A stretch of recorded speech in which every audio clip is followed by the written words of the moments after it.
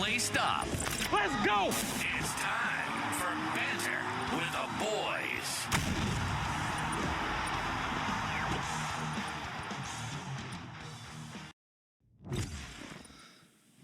What's going on? Welcome back to Banter with the Boys. Gridiron updates, week 18. I am one of your hosts, I think. Smelty, yep, that's me. Coach. That's it. Yeah. Just that's coach? as far as you're going to get. Yeah, that's as far as he's going. And then right next to me, of course, our other co-host, Roberto. What's up? What's up? Final week 18. Robert. We're getting week there. 18. That's it. Love it. It's over. It's not over. Well, for us Vikings fans, it will be. Yes. Jake hoping his Ravens aren't over. Yeah, we're not over yet. Hey, Rob, we got a chip and a chair. This there's man hope. literally There's got a hope. chip, man. And, well, Unbelievable. probably pull that chair from underneath you. Oh, God. I hope not. Oh, is that of things to come in our preview episode? Don't forget to check that out. Coming Spoilers. up. Spoiler. Oh, spoiler alert. Also here, who's probably wishing he wasn't anymore, Justin. Welcome back, our Packer fan. Uh-oh. He's just doing the Jettas, huh? Yeah. Yeah, there it is. Wishing, hoping, not going to happen. And then Kev, behind the old camera, getting everything done for us, as always. In the Nordic lot? No, I'm just kidding. All right, anyway, let's move on. All right. No, but it's Nordic because of the tree, so you got the tree Oh, we here. do have a So you got Christmas little- tree for There you go. Yeah. YouTube listeners. You're like, why? It's not Christmas This is a anymore. Norway pine. What? A Norway pine. No, it's not. Yeah, it is. It's one of my favorite conifers. Kev, you know what? Let's just get into our Week 17 You gotta game fact check that recaps. later.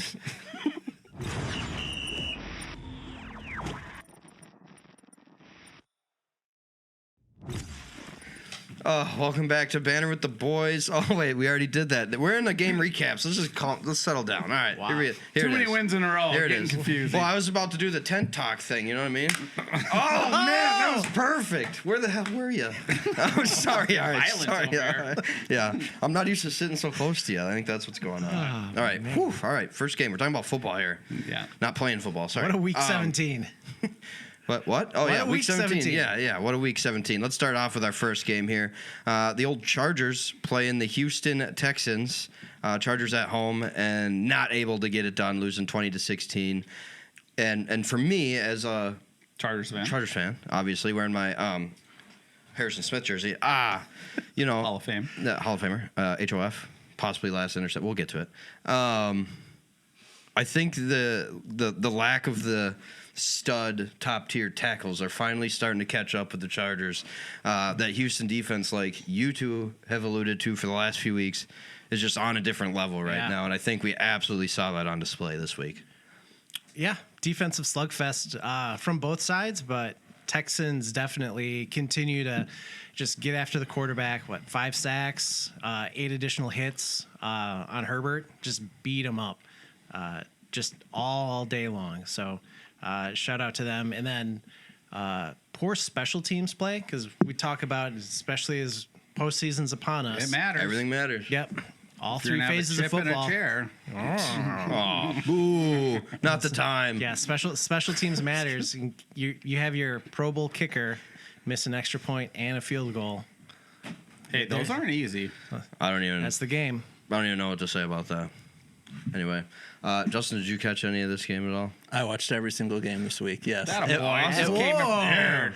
Damn. It was incredible. I would not feel comfortable being an AFC fan and having to play the Texans. I Their defense totally is agree with elite. you there. And now that you have CJ Stroud back and that offense is just starting to kind of put it together at the right time, they're really dangerous. It's going to be a fun playoff. And I mean, Woody Marks is at least serviceable. He's came on the last number of weeks, 5-6 weeks now, and done a decent job for them. So I think he's had a little bit of injury too, right? So he hasn't been able to be out there as often as he'd like to. But I think if they can feed him the ball more, he's good. 100%, especially as, again, like you said, head into the playoffs. And that's what we were calling for all earlier this season is Texans, you got to figure out this running. You got to get a running game. So now that they kind of have a little bit of one, still not amazing, but they got something going on there last few weeks. It just changes that offense. And then, like you said, being able to add CJ Stroud back, You know, I mean, they're like watching a little better version of the Vikings right now. Defense literally keeping them in every game. Offense kind of limping along here. Yeah, Mark's he's been doing a little bit better. What, you totally disagreeing on this? I'm just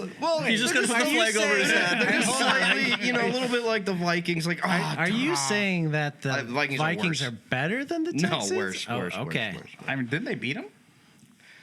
They kicked their ass last year, like 35-3. exactly. That game was fun. But just, I mean, C.J. Stroud is just a better quarterback than we currently have playing in the position right now. So, Mark's, that's what almost scares me, though, is when they get to the playoffs. Yeah, that defense is very scary, and I definitely don't want to play with them. But if you can stop their running game, then it just becomes how much that defense can hold on.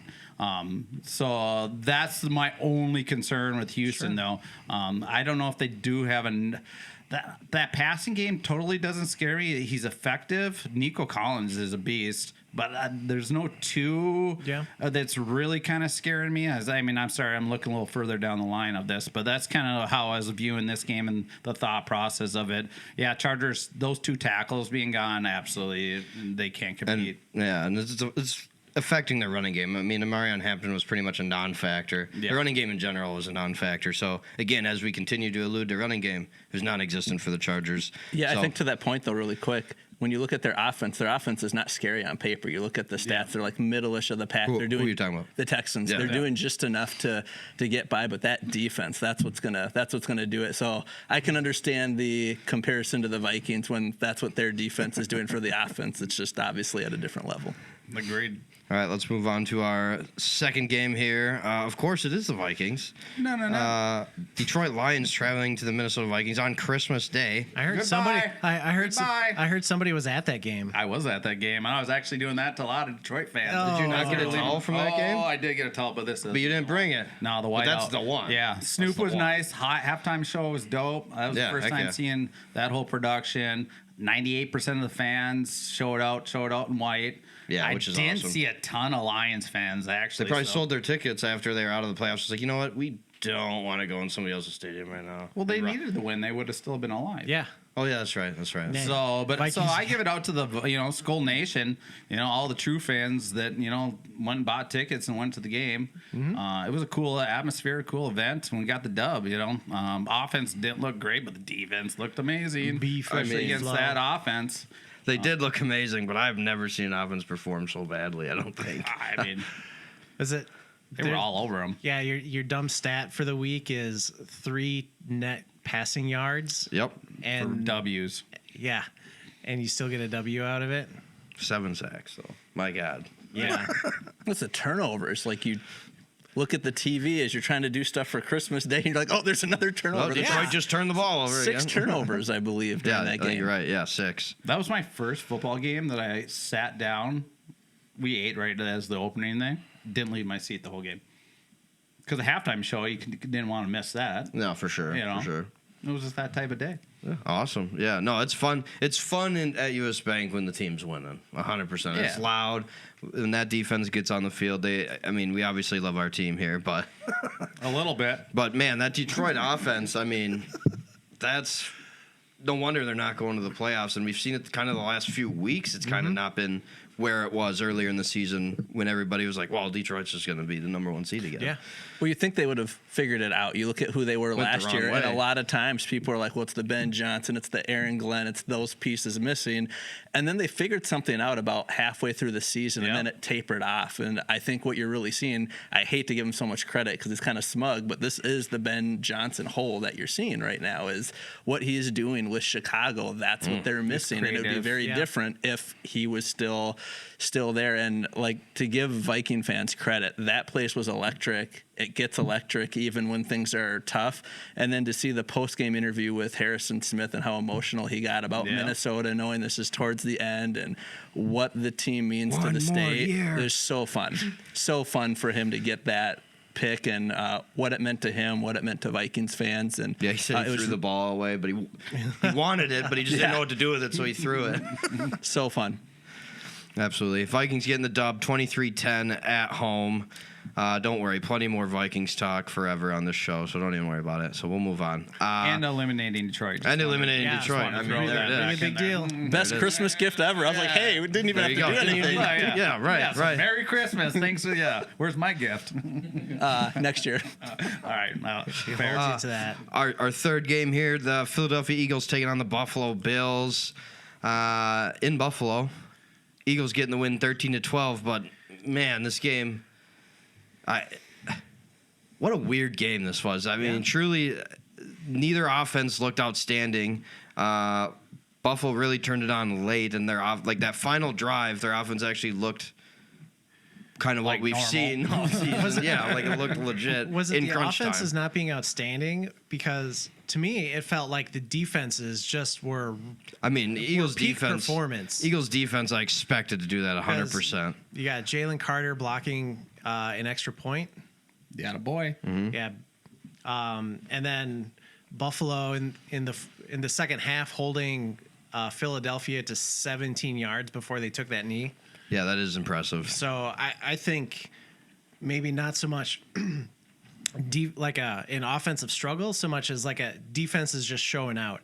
And there's cause for concern if you're going into Philadelphia or if you're going into Buffalo in the playoffs, that those are two stout defenses and you're gonna have a really tough time with it.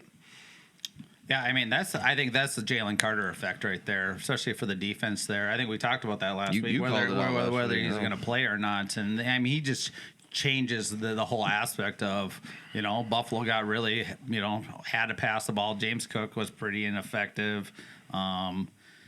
It was just a classical game. I'm very surprised with the Bills, but then I also wonders about the Eagles' offense. The Eagles' offense really hasn't been, last 4 or 5 weeks have not really, I don't know if that scored over 30 once, if even. Probably, I think you're correct there. And so like that was a little combination too. So that's playoff looking. What Eagles' offense are we getting? Eagles don't have any injuries in their O-line, do they? Lane Johnson Lane was. He's been like There's been He's two still up and down over the last month. Yeah. Okay. So But the Eagles' offensive line, at least their interior hasn't been run blocking very well. So they have room for improvement there, and that's probably causing a lot of issues. And they're not able to push the Barkley, pile yeah. in the middle, and they're going to have to start trying to get him to the outside more, which I think is to his advantage anyways because of how quick he is. But They're 3 of their last 4, and I think there was a wake-up call when they played Chicago during that Black Friday game, and I think that's after that game is where you saw a lot change. And when I look at that version of the Eagles, that's not a version anyone wants to play. That's the defense that you were expecting to see the full year, and it just hasn't been. And when I look at their offense, there's been something weird with Saquon and Jalen Hurts and A.J. Brown, and if A.J. Brown tweets about it, it gets figured out, and now it's getting figured out now that he tweeted about it the last time. But they're rolling. They look good. Don't want to make excuses for the Bills, but you could see clearly whatever Josh Allen has going on with his foot is changing how he is as a quarterback. He's a great thrower, but what's so special about him that I don't have to say is it's the run and the throw, and when you limit one of those, that team looks so different. Yes, and sir. I don't know if this is a hot take or not, but they need to figure out something with their head coach. He, in too many important moments, he makes these boneheaded decisions where he likes to go for a 2-point when he goes for a 2-point conversion. I feel like they're going to start to waste his career if they put leadership like that in front of him. definitely on my sheet too is the question is should they have gone for 2 in the win or just attempt the extra point and then just go into overtime? Now, the receiver was open. Yeah, and Josh Allen admits that he missed it. He did miss him. I think So, arguably, could have been the right call. Yeah. Like, if he scores a touchdown, Yeah, we're not It having wasn't this right. call. if he gets a execution. 2-point, are we still is it talking different? about it? Yeah, I don't know. No, not at all. And I wonder how much his foot and just them probably looking a little banged up played to it, and they just wanted to get the heck out of there after they knew what type of slugfest it was. They either win or lose. Even with Josh Allen being banged up, your defense wasn't allowing Philadelphia to do anything. So why not have the mindset of continuing to ride your defense? Be like, all right, we're going to go into overtime. We're going to hold them to Keep it close maybe game, 3 yeah. points, and then I know and put my trust in my offense and Josh Allen and go be Superman for one drive. Man, he's not playing this week though, right? Sorry, you can go ahead. They play the Commanders. They play the Commanders. Is there anything else that they can't win the division? They've already locked playoffs, but I don't. They are. But to what we were talking about a little bit ago, they are playing for seeding. Yeah. What can they? 5, 6, or 7. So all right. Bills have a 21% chance at the 5th seed. You know what? None of playing away. And any of those teams don't scare me, other than like Denver would suck just because of the whole altitude thing and blah blah blah. But like playing away at the Patriots, at Jacksonville, who's for? Would be Steelers or the Ravens. Or Baltimore. Like right now, I think I'm okay sitting Josh Allen if it means we know we can maybe get like another 30% on that foot or something. You know what I mean? And just be like, man, if we're 7, we're 7. Yeah. Or depending on how he feels this week, do you play him for a little bit? Do you get up and then put in the backup? You like this little bit playing stuff. You should. It makes me nervous. It makes me nervous with what he said. It is nervous because we went through it last year with Christian Watson playing the Bears in a game that was still meaningful. He tore his ACL, so I get the risk of it. But you also, when you don't have the bye, I understand you want to rest, but you don't want to rest at the detriment of you come out rusty and then you get smoked in the first round. Who's his current backup? I think it's Trubisky, isn't it? Is it still Trubisky? Dang, really? I think it's Mitch Trubisky. I think you're right, but I did see that on like that NFL, one of the hard Can knocks. he win a playoff game? Whoever it is, Can he win a playoff? Who game? is it? Right? Yeah. You know what I mean? Yeah. So if you do play Josh Allen and it gets Trubisky. worse and he can't play, can Mitchell Trubisky go and win Against one of the those Commanders? games? Maybe. Now I'm a little worried about some of these other places, like in Pittsburgh or something. But I don't know. We're getting deep. Yeah, we're getting deep. We gotta move on. But we have other exciting what's games. the official verdict on the 2-point thing? What did we come up with? Like we're okay with it? We're not okay with it? I like to be. I mean, they got Hindsight, the play call right because it worked out because he was open Right. in the back of the end zone. Josh Allen just missed it, so I'm not upset about it, but it was a questionable decision. Okay. There's a trend going on in the NFL right now with these 2 points to end the game, and I don't like it. Like, continue the game. 2 points in every single 4th and 1, 4th and 2. It feels like, I don't know. Well, also, let's try it to win or lose. I don't like the that. analytics are there. But also, support if Jalen Carter doesn't block that extra point on the first touchdown, are we still talking about this? Right, they're not even going for 2. Yeah. Anyway, what a game! Yeah. Just a brow rubber. Yeah. All right. Just a brow. Coach Brown. All right. Let's go on to the next game. Brow. Oh my God, I gotta come up with something for you. This is pissing me off. No, you don't. All right, game 4. Arguably, not even arguably, game of the week probably. 42-38. Pew, pew, Just pew, a high pew. flyer. Chicago Bears traveling to San Francisco. Niners getting the win. Did I say that already? No. Oh, it's been a long day. 42-38. Man, just right away from that pick six to start the game, it's just like this game's gonna freaking go crazy. And Caleb Williams, love him or hate him. Ah, man, I'm really loving the way that dude's playing right now. And for me, I kind of feel like I was watching Brock Purdy play too, and I'm like, man, is this the kind of like what I'm hoping J.J. McCarthy becomes, kind of? Because I've been kind of like down on Purdy almost all season a little bit. And you want salsa dancing Purdy? Man, what a slugfest. That was his attempt at the Dougie. Yeah. Somebody take this thing. What a slugfest between two quarterbacks. Yeah. It was amazing. Like, you look at that first quarter and you knew that there were going to be fireworks. You knew the first play there were going to be fireworks. I wasn't able to turn it on until it was 21-14, and it was like 14 minutes in the second quarter. I'm like, what did I miss? I had to go look it up immediately. I really struggled with both teams because I got excited watching them. You're like, oh my gosh, their offenses are really good. But I had to take myself back for a second and say, okay, their offenses are good, but is it that the defenses are just not that good too? I think there's a little bit of both playing in there. Where I'll give the 49ers some credit is when their defense needs to tighten up, they can, and they show that towards the end of the game. But it showed both of these offenses, if they're not there yet, they are on their way to being elite, and they have two really good leaders at the helm slinging the ball. And to your comment about Purdy and the comparisons to JJ, the only thing I'd tell anyone in Vikings world is it took Purdy some time to get there. He went through some lumps. It took him years to get there. He wasn't amazing at Iowa State either. It does show you what it could be potentially with the right leadership, the right people around him. It was such a great game.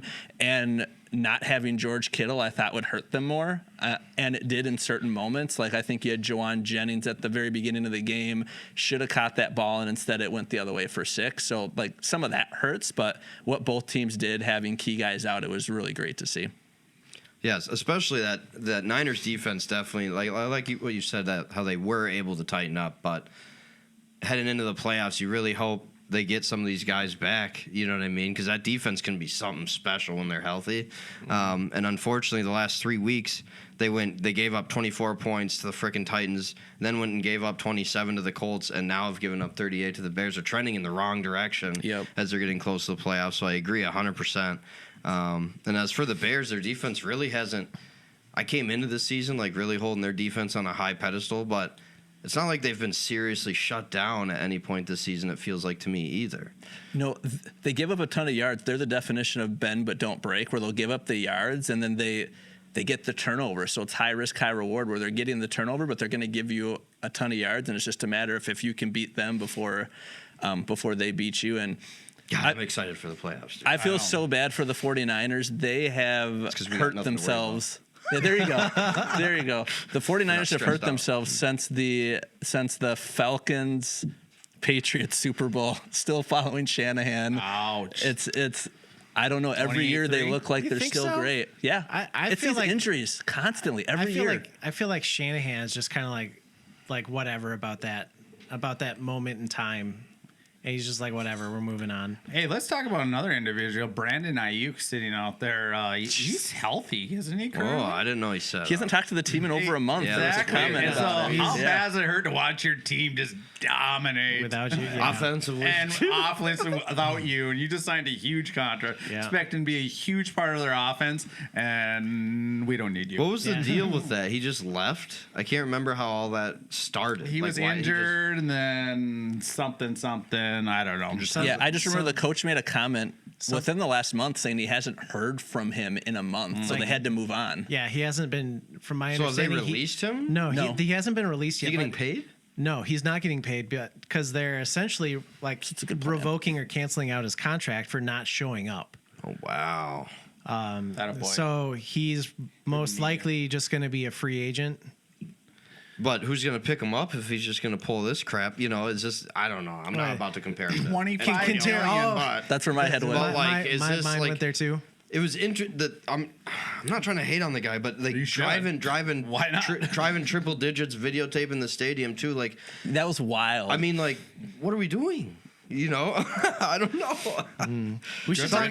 Somebody needs to go check on Brandon Ayuk. Yeah. CMC. They need to seriously see if he's CMC okay. needs to like go over to him and be like, "Hey, yo, get your head right and be comeback player of the year." Because CMC, I think, is that person. Mm-hmm. You could also make an argument maybe that he's on the verge of being offensive player of the year. His numbers don't really reflect it, though. but yeah, he's so dynamic. it's the impact, right? A huge elephant in the room. At the beginning of the game, PFF grading of CMC was at 18. He was the 18th best running back according to Pro Football. Oh yeah, that Focus. bothered the So, hell out of me. are you putting in a complaint with Chris Collinsworth about that? Oh my gosh! Oh, you Here's buddy. a guy. No, I turn the volume off as soon as I hear his voice. Mahomes. I think I only heard one Mahomes reference, and it was him making fun of himself too. He's like, Was it? Yeah, What did he say? It was so funny. He's like, I would usually say that's a Mahomes thing, and then would end up on the internet. At least he knows. I mean, At least he knows. self-aware. Hey, that's all right. Embrace the glaze. That's as all they right. say. Yeah, I guess. Raise the glaze. Oh God! All right, yeah, we gotta move on. Whatever. All right, Niners getting the win, big win against the Bears. Two heavyweights heading into the playoffs. We'll see who gets the better of it. Final game here on our list, right? Yeah. Yeah. The game that started out ridiculously sloppy and then kind of picked up, well, for one team anyway, in the second half. Seattle getting the win 27-10 over the kind of streaking a little bit here Carolina Panthers. Up and down. Yeah. Who still have a chance Not gonna use your line. Good, thank you. you. I was saving that. You were probably expecting it. Oh, I almost said it because it was like the perfect time. I should have let you have it. What do they have, Rob? no, it's Put done. the ball It's gone. on the tee. I just swing and miss. Anyway, sorry. Seahawks going to win 27-10 over the Panthers. In Carolina. Yeah, what a weird first half that was, too. A lot of weird first halves this week. Sloppy, but Sam Darnold able to get some of this stuff under control and went for it here in the second half and showed kind of what Seattle's been about. Yeah, 6 in a row. Is that what they're at now? Yep. Their offense, I did not see that coming in the at the first beginning of half, the season, though. to be Most honest. games have been really since the Vikings kind of exposed them. They've not had a really good first half. Yeah, they've been pretty sluggish. Other than the Rams, I don't remember how they did in the Rams game. But they've been able to right the ship in the second half and really get that ground game going with Charbonnet and Kenneth Walker the third. Chardonnay, Dom. Come back. Mr. Consistency. As and hats off to their offensive play calling because they're just continuing to. They understand who they are, and they're just going to, in those close games, they're not going to lose their identity. They're continuing to run the ball. They had like over 35 carries between the two of them. What you should do. Right. Absolutely. When you got two backs like that, right? yeah, We're 100%. going to run the ball. We don't need Sam to throw up 9,000 Yeah, dimes. and we're gonna play defense. They're second in like average points allowed per game, so you know that it's going to be next to impossible to put up a lot of points against them. So, ball control, run it. Sorry, I'm squirrel moment here, but that's who the Vikes need to go pick up is Kenneth Walker. And don't pay Aaron Jones. Sorry, it's not gonna happen. Kenneth needs to get paid too, and he needs to stay on the damn field. But anyway, sorry. Anyway, what'd you say? Yeah, squirrel. To end that, But yeah, so Seahawks are doing what Seahawks do. They're sea chickens, whatever you want to call them. Yeah. And Bryce Young has progressively gotten better as the year has gone on. Where he's only thrown one interception over the last 4 games, even though they're 2-2. He's been a great turnaround. they haven't lost because of him, which is a good sign for them moving forward. And in a position to still win the division. Yeah, and so we're gonna see next week whether or not he's got it in him to carry that team to a W when it matters the most. It's probably going to be the biggest game of his NFL career next week. So if you had to go play, if Seattle wins, right, because they can still win their division, right? Yep. Yeah. Because they got 49ers. So if they win and somebody's got to go into Seattle, like, are you scared of the Seahawks right now? Like, defensively, sure, maybe, but does that offense scare you heading into the playoffs, like, at all? Like, are you expecting Sam Darnold to do something different than what he did in the playoffs last year? Different team, obviously. But I think the best way to put it is it can. Right now, no, but it absolutely can. You look at all the pieces around there; they have the ability to do it. It's just been, like you said, since the Vikings game. I thought that too. Watching that, the Vikings, great defense led by B. Flow, exposed them, and I think a lot of people are starting to see the blueprint of when you have these.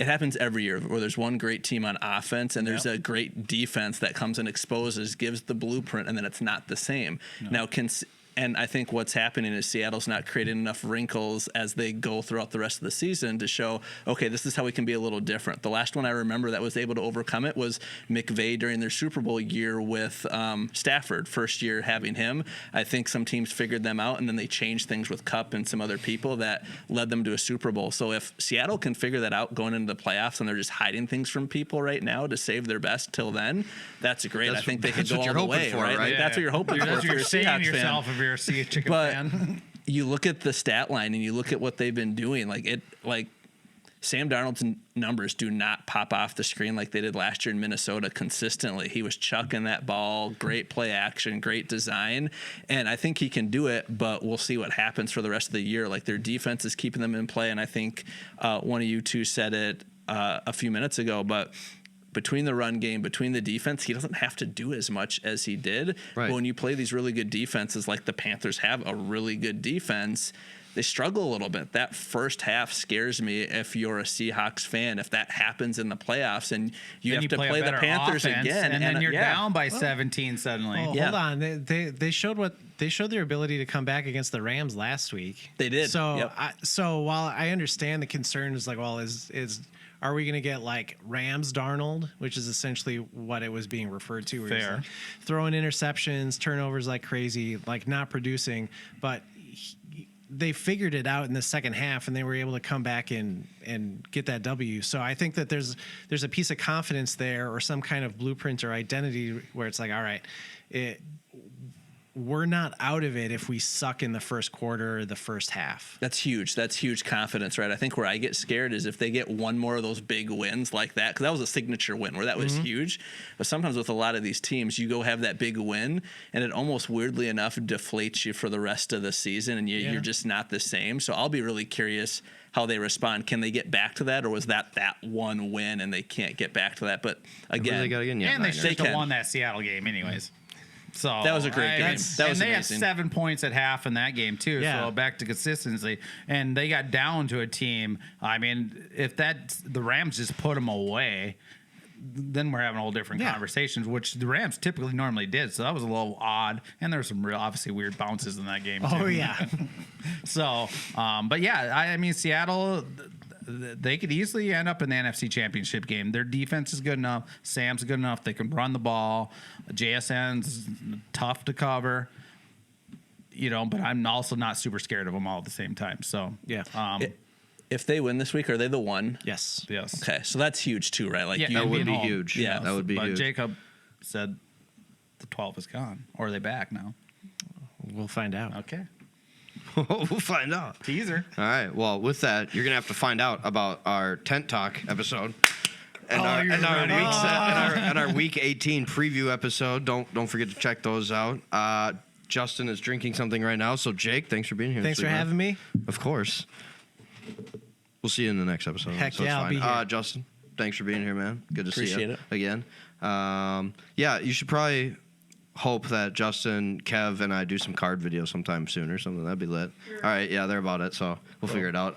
Roberto In the house, coach. still will be for the next 2 episodes. Come back and listen to Ted Talk. Dang, that's a lot harder when you're the one listening to it. Yeah, a lot harder. Dang, anyway. I was setting up for it too. Our Spotify listeners are like, what is going on? There's a clap. What's going on? Yeah, they keep clapping. Anyway, Kev, thanks for being here, of course. Like he had a choice. Don't forget to like, comment, subscribe, wherever you listen to the banner, whether that's YouTube, Spotify, Apple Podcasts, or iHeartRadio. And we'll see you in our next episode. Peace. Don't forget to follow, like, and subscribe. Tune in next time for more Banter with the Boys.